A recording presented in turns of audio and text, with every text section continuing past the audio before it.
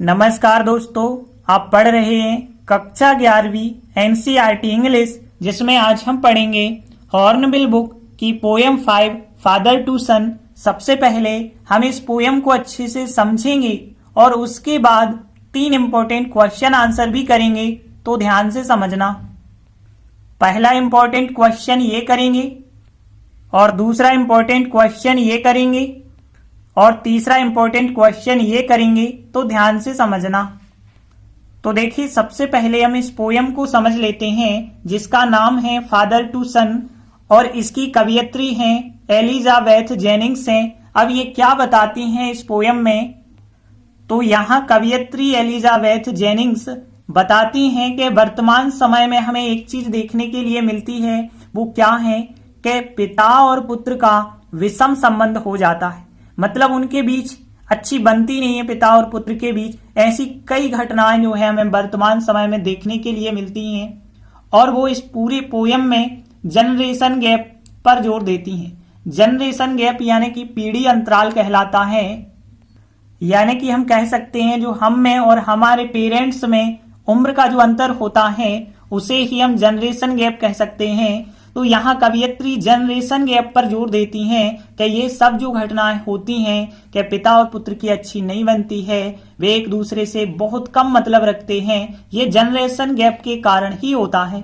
इस पोयम में कवियत्री जो है ऐसे ही एक पिता पुत्र के बारे में वर्णन करती हैं। तो यहाँ जो पोयम में पिता और पुत्र हैं वो अजनबियों की तरह रहते हैं, एक दूसरे से बहुत कम बातचीत करते हैं, उनके बीच बातचीत भी बहुत कम होती है, उनके बीच कोई प्यार नहीं है, कोई गर्मजोशी या समझ नहीं है, तो उनके बीच कुछ भी नहीं है।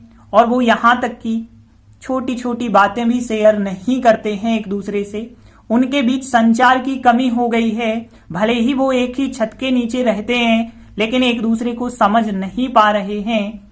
और फिर जो पिता है वो शिकायत करता है अपने आप से कि हमारा और हमारी बेटी का संबंध खत्म होता जा रहा है और उसका बेटा जो है एक अजनबी की तरह बन गया है।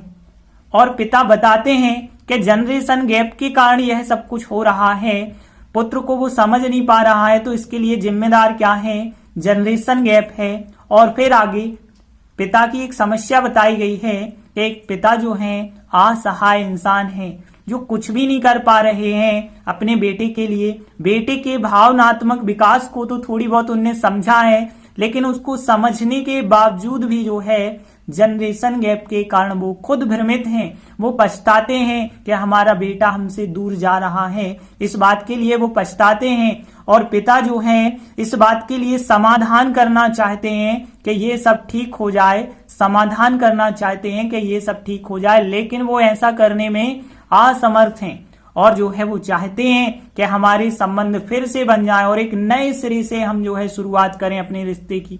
तो पिता चाहता है कि उसका पुत्र जो है वापस आ जाए और फिर से उसके साथ संबंध बनाए और नए सिरे से वो अपने रिश्ते की शुरुआत करना चाहते हैं। पिता जो है पुत्र को वापस बुलाना चाहता है, वह कहता है कि हम उसे माफ कर देंगे। इस प्रकार से पिता जो है बहुत दुखी होके ये सब कहता है। तो देखिए, इस प्रकार से इस पोयम में बताया गया था, जो कि हमने आपको पूरा बता दिया है। अब देखते हैं क्वेश्चन आंसर। तो देखिए, पहला question, why does father feel करना यानी महसूस करना, लाइक यानी कि समान, आ स्ट्रेंजर स्ट्रेंजर होता है अजनबी, विथ हिज सन यानी अपने बेटे के साथ। तो यहाँ पे पिता अपने बेटे के साथ एक अजनबी की तरह महसूस क्यों करता है, ये हो गया क्वेश्चन। तो पिता अपने पुत्र के साथ एक अजनबी की तरह महसूस क्यों करता है।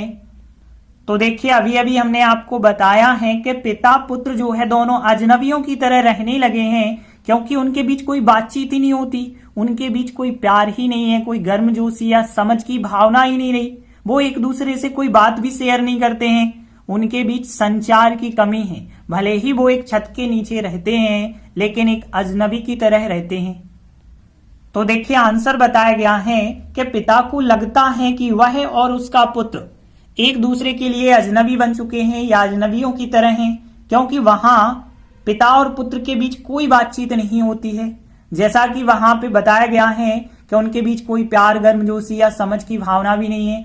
वे कोई कॉमन हित शेयर नहीं करते हैं। कॉमन हित का मतलब जिसमें दोनों का हित हो, ऐसी बातें भी वो शेयर नहीं करते हैं। उनमें एक कम्युनिकेशन गैप बन चुका है, यानी संचार का गैप बन चुका है। हालांकि वे वर्षों से एक ही छत के नीचे रह रहे हैं, लेकिन फिर भी वो एक दूसरे को नहीं समझ पा रहे हैं।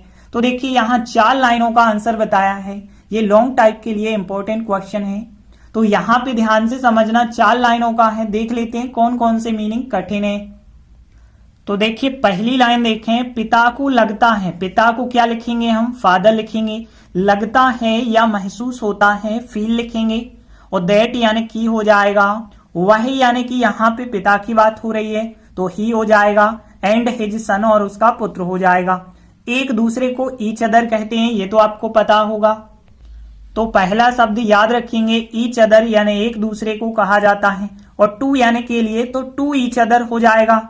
और अजनबी को देखिए स्ट्रेंजर कहते हैं, लेकिन अजनबियों को बहुवचन यानी स्ट्रेंजर्स हो जाएगा। और की तरह या के समान होता है लाइक, तो लाइक हो गया, स्ट्रेंजर्स हो गया, टू ईच अदर हो गया, ही एंड हिज सन हो गया, दैट हो गया। और फील यानी लगता है, फादर यानी पिता को। तो देखिए पहली लाइन में तो कोई ऐसे वर्ड मिले ही नहीं है। दूसरी लाइन देखते हैं, बिकॉज देयर, क्योंकि वहां।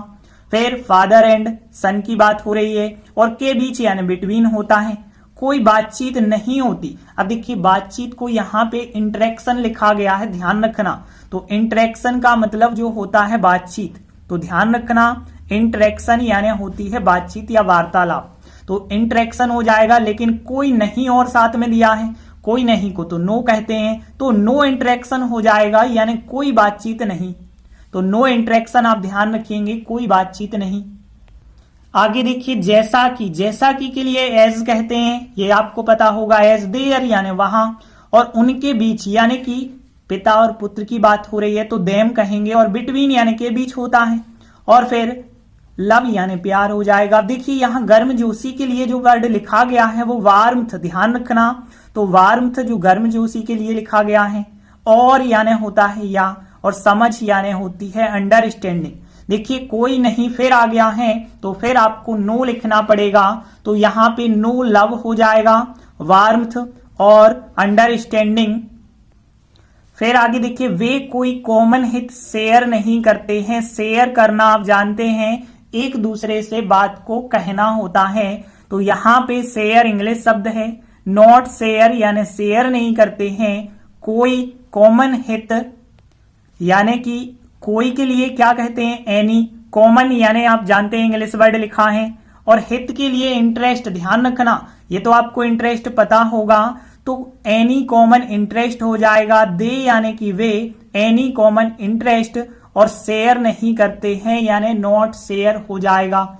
फिर आगे देखिए, उनमें एक कम्युनिकेशन गैप है, यानी संचार का गैप है। तो कम्युनिकेशन इंग्लिश वर्ड लिखा है, गैप भी इंग्लिश वर्ड, और एक के लिए आर्टिकल ए लिख देंगे। और यहाँ पे हालांकि, देखिए हालांकि के लिए जो कंजक्शन होता है आपको पता होगा, दो। THOUGH का मतलब होता है दो, दो का मतलब होता है हालांकि या फिर यद्यपि होता है। फिर आगे देखिए, दे यानी वे, वर्षों यानी ईयर्स हो जाएगा। एक ही छत, छत को रूफ कहते हैं, आपको पता होगा, रूफ यानी छत।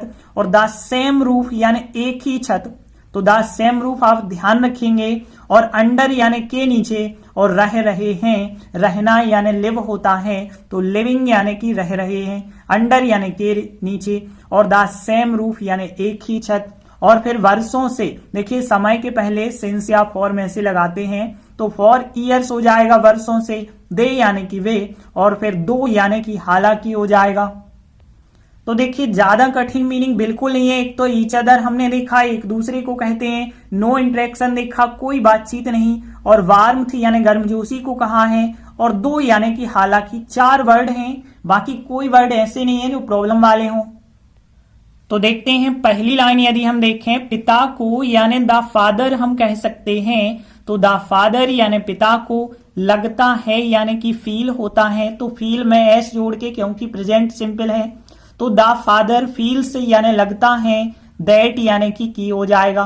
फिर देखिए, वह और उसका पुत्र यानी he and his son, he and his son, वह और उसका पुत्र। और फिर यहाँ पे अब हम सहायक क्रिया लगाने वाले हैं। देखिए, वह और उसका पुत्र अजनबियों की तरह है, यानी केवल प्रेजेंट। तो इज एम आर में से आर सहायक क्रिया लगा देंगे, तो ही एंड हिज सन आर सहायक क्रिया। और उसके बाद देखिए लाइक यानी की तरह, लाइक स्ट्रेंजर्स यानी अजनबियों की तरह हैं। और फिर टू यानी के लिए, और ईच अदर यानी एक दूसरे के लिए, तो टू ईच अदर हो जाएगा। तो यहां द फादर फील्स लगता है दैट की he and his son are सहायक क्रिया like strangers to each other हो जाएगा। फिर देखिए बिकॉज देयर, क्योंकि वहां कोई बातचीत नहीं होती है, तो ध्यान देना बिकॉज देयर, फिर इज एम आर में से इज सहायक क्रिया लगाएंगे, तो बिकॉज देयर इज सहायक क्रिया। फिर इसके बाद देखिए नो इंटरेक्शन यानी कोई बातचीत नहीं। देखिए इज का मतलब हो गया होती है, और नो इंटरेक्शन यानी कोई बातचीत नहीं होती है। और बिटवीन यानी के बीच, और किन किन के बीच, पिता और पुत्र के बीच, यानी the father and the son लिख देंगे। तो बिकॉज देयर इज सहायक क्रिया, नो इंटरेक्शन कोई बातचीत नहीं होती है, बिटवीन के बीच, द फादर एंड द सन हो जाएगा। एज जैसा कि, एज देयर जैसा कि लिखेंगे, तो एज देयर फिर इज सहायक क्रिया फिर आ जाएगी, तो एज देयर फिर इज सहायक क्रिया। इसके बाद देखिए कोई प्यार गर्मजोशी या समझ नहीं, कोई नहीं को इकट्ठा हम नो लिख सकते हैं, तो नो लव वार्मथ और अंडरस्टैंडिंग लिख देंगे। और फिर उनके बीच यानी कि बिटवीन होता है के बीच, और उनको अब हम देम कहेंगे क्योंकि पिता और पुत्र की बात हो रही है, तो यहाँ पे बिटवीन देम हो जाएगा यानी उनके बीच। तो एज जैसा कि, देयर इज और नो लगा के लव वार्मथ और अंडरस्टैंडिंग बिटवीन देम हो जाएगा। फिर आगे देखिए दे यानी कि वे कोई कॉमन हित शेयर नहीं करते हैं, प्रेजेंट सिंपल होगा, तो सब्जेक्ट आप दे लिखेंगे। इसके बाद दे के बाद डू नॉट फर्स्ट फॉर्म लिखेंगे, तो दे डू नॉट शेयर, वो शेयर नहीं करते हैं। Any common interest, any common interest लिख देंगे, तो दे डू नॉट शेयर, वो शेयर नहीं करते हैं एनी कॉमन इंटरेस्ट। और फिर देखिए उनमें एक कम्युनिकेशन गैप है, उनमें यानी कि पिता और पुत्र में, तो यहाँ पे दे लिखना पड़ेगा।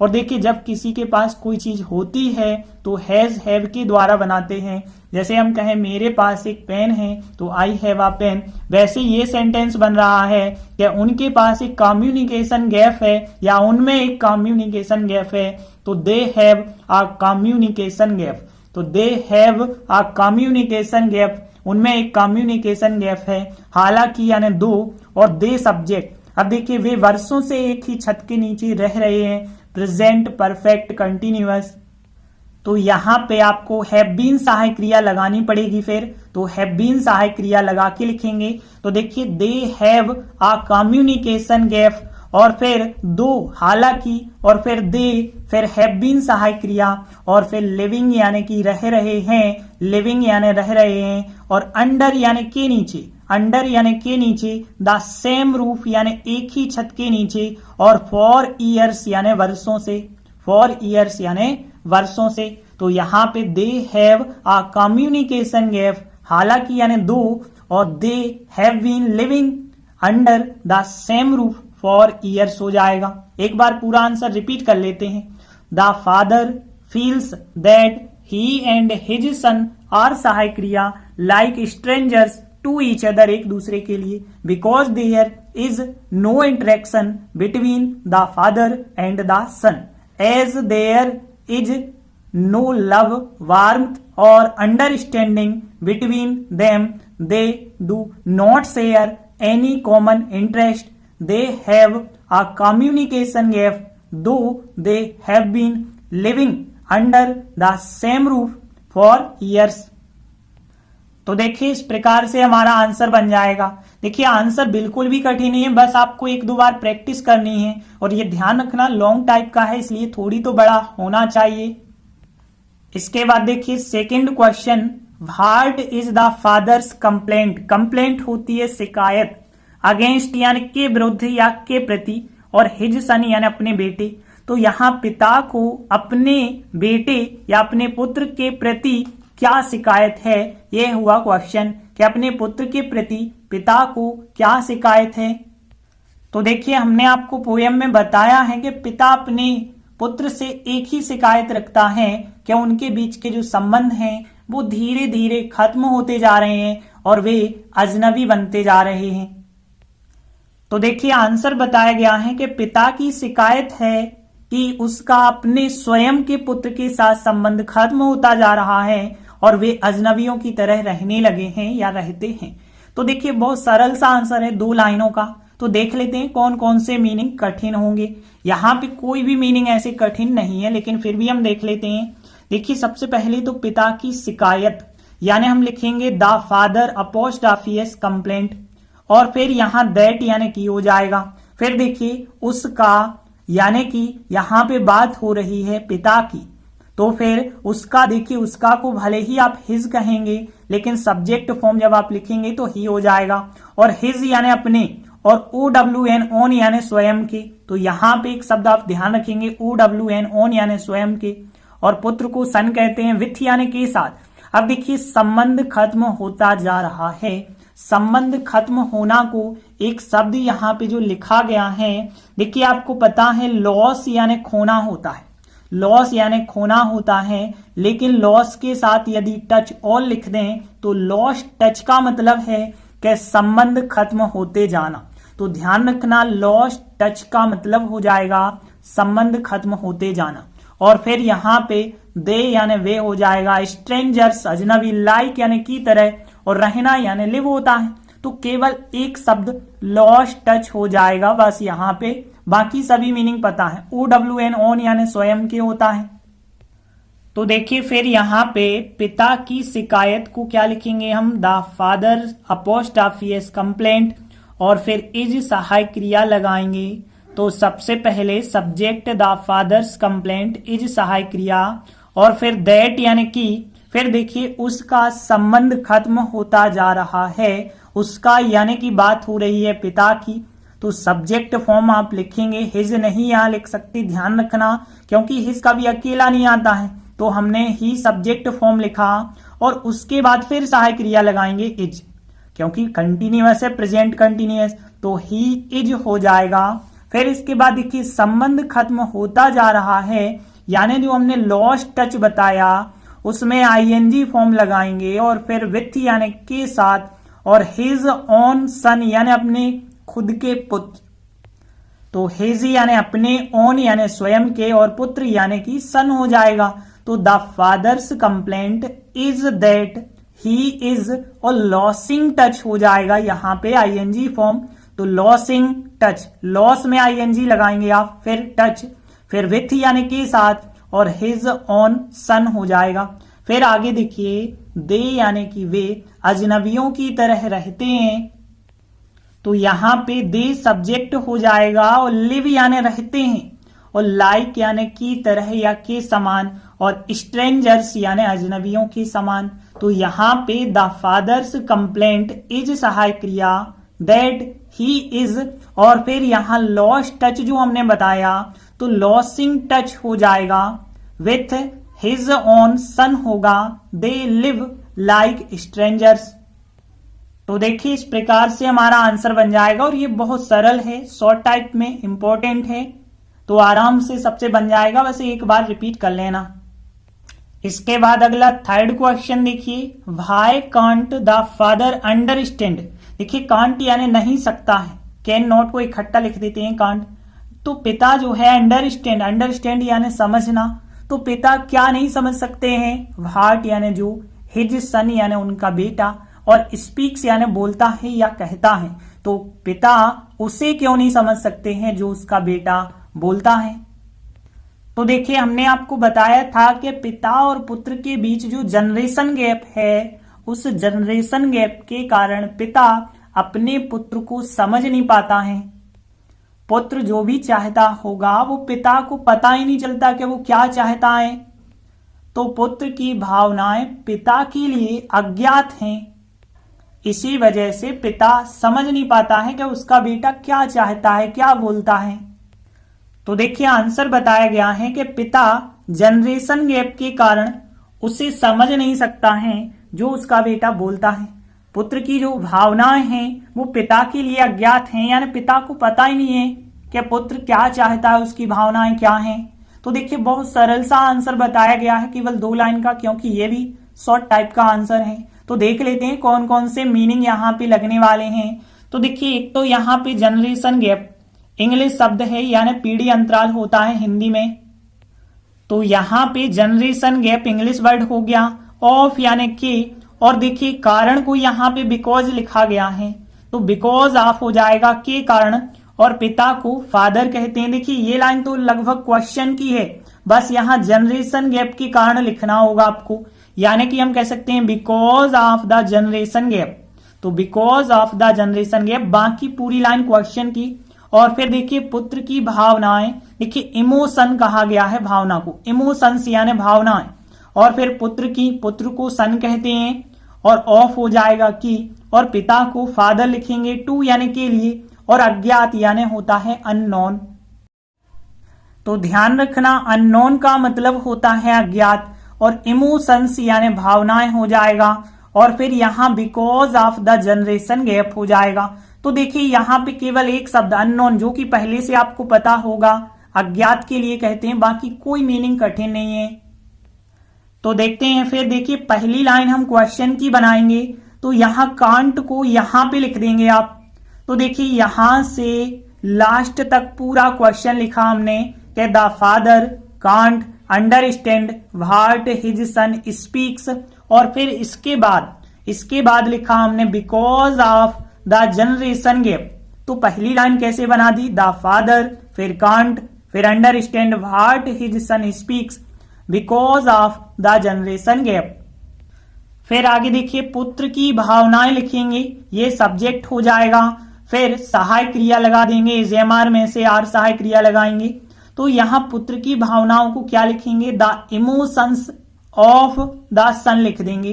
The emotions of the son, of लगाते हैं तो उल्टा करके लिखते हैं, तो the emotions of the son. फिर एजेमार में से आर सहायक क्रिया, क्योंकि इमोशंस बहुवचन लिख दिया है। फिर लिखेंगे अज्ञात यानी कि अननोन, फिर टू लिखेंगे, और फिर द फादर यानी पिता के लिए। तो यहां the emotions of the son, are सहायक क्रिया, अननोन टू द फादर हो जाएगा। एक बार आंसर रिपीट कर लेते हैं। तो देखिए यहां कांट को यहां पे लगाना है, और यहां से यहां तक लिख देना है क्वेश्चन का। फिर because of the generation gap, the emotions of the son, are सहायक क्रिया, अननोन टू द फादर। तो देखिए इस प्रकार से हमारा आंसर बन जाएगा। ये आंसर भी बिल्कुल कठिन नहीं है, बस एक बार रिपीट करोगे आराम से बनने लगेगा। तो आज हमने 3 इंपॉर्टेंट क्वेश्चन आंसर किए, बाकी बचे क्वेश्चन आगे के वीडियो में करेंगे। तब तक के लिए धन्यवाद।